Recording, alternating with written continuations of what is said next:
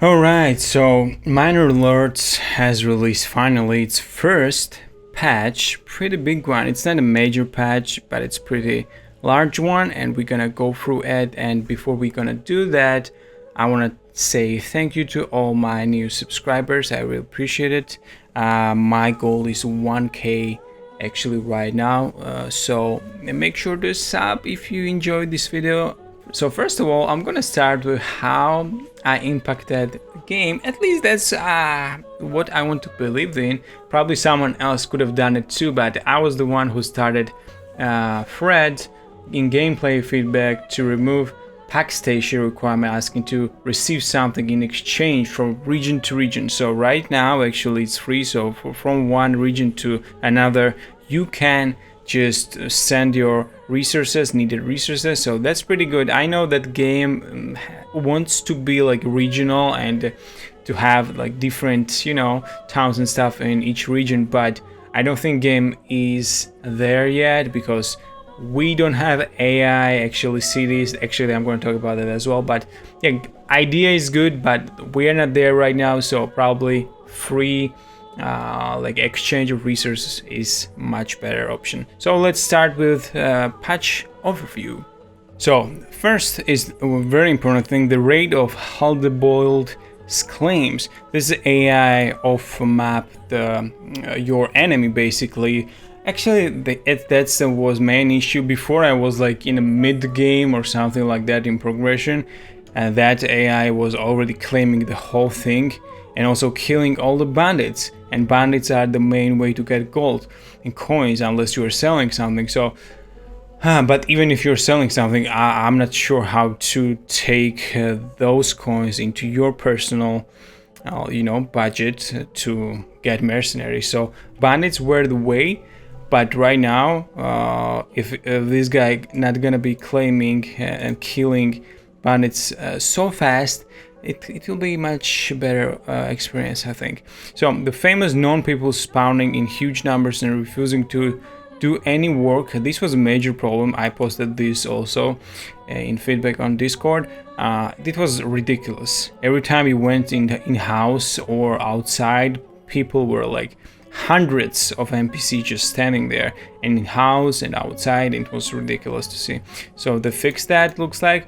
Clock training posts also that, I don't know, for no reason, sometimes your workers or villagers were just standing there for no reason at all. The game being stuck at the summary screen after a victory game over, I never had that issue, so that's good if they fix that. Very weak archer damage. Archer, I wanted to play, I wanted to have a lot of archers because I like how it is, I like archers, but it was just unusable. And I never used it after using them for a few times. It was ridiculous, so it looks like archer damage will be well balanced right now. Inefficient socket, which also triggered generic storage full problems. Yeah, I had that issue too, and also not only sockets actually, but also they're just cutting stations and stuff like that. They just, for no reason, it was just generic storage full. Barter and trading got a lot of fixes, with on-foot traders now being able to carry 5 items per trip, and new trading post setting to only allow trade between the players' control region. So that's what I said in the beginning, it's going to be free to exchange, and it looks like capacity will be much bigger as well. So overly high ale consumption. Ale was ridiculous. I was not able to, I was buying ale for ridiculous price, and I had all the fields making basic ale materials, and still ale was always off, so that's good. Problems with optimization in large cities. I didn't have any pretty optimization problems. This game has pretty good optimization in my opinion, so if some people had that problem, looks like it's fixed as well. Marketplace efficiency. Marketplace, yeah, it sometimes felt like market was like functioning much. It looked like we had all the products and overlays saying that everything was fine, but sometimes it felt like it was bugged or something. Problems with farming, like crops raising in winter, inaccurate overlays, and insufficient harvests. This was also kind of a little bit frustrating because I was seeing big numbers like crops, this and that, and they should have.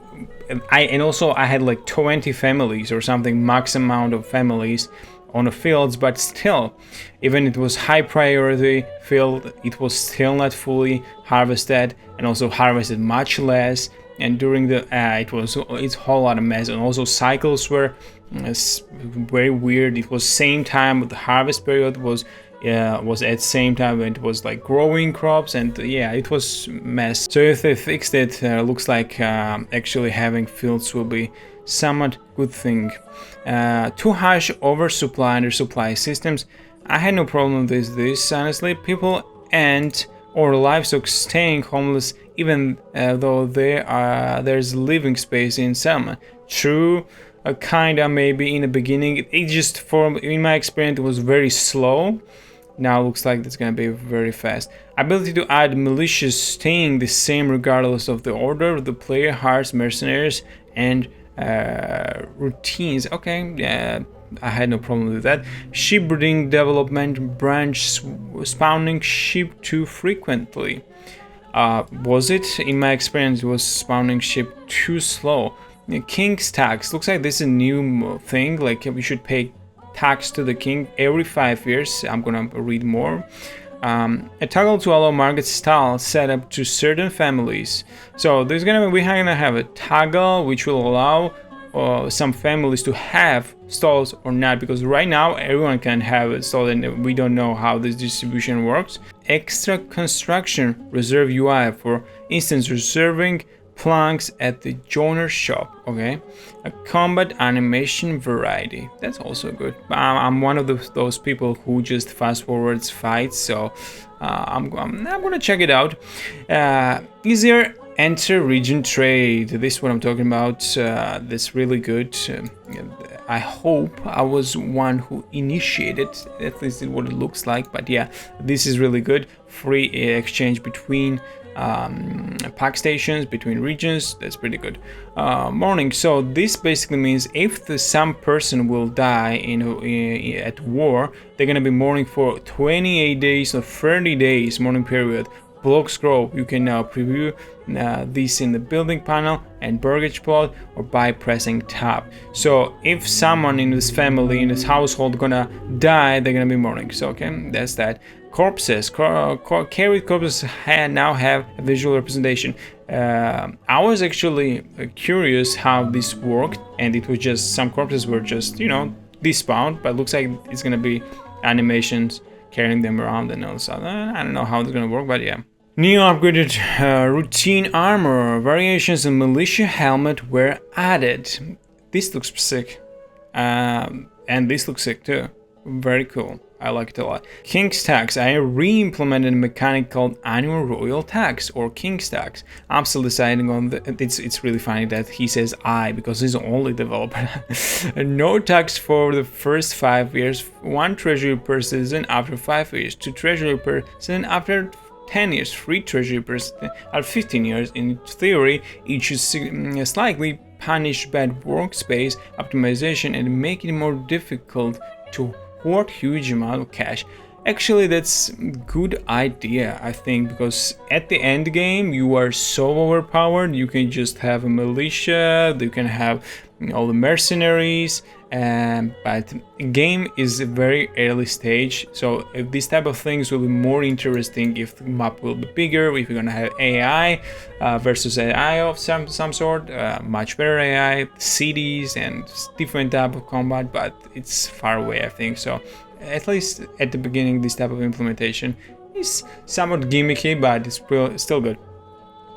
Large granite building got a rework. The doors now properly animate. Okay. A new unit pattern was added. What is Saint Maurice looks like? Yeah, okay. Interesting. Also, I had no chance to get all the mercenaries because that AI is hiring all the mercenaries so fast. I was able to get all the archers and stuff. So, have no idea actually who all of the like mercenaries are and what these mercenaries is. for me just the name right now. Mark Salt toggle, we already talked about it. You can just click on and off to allow families to have stalls.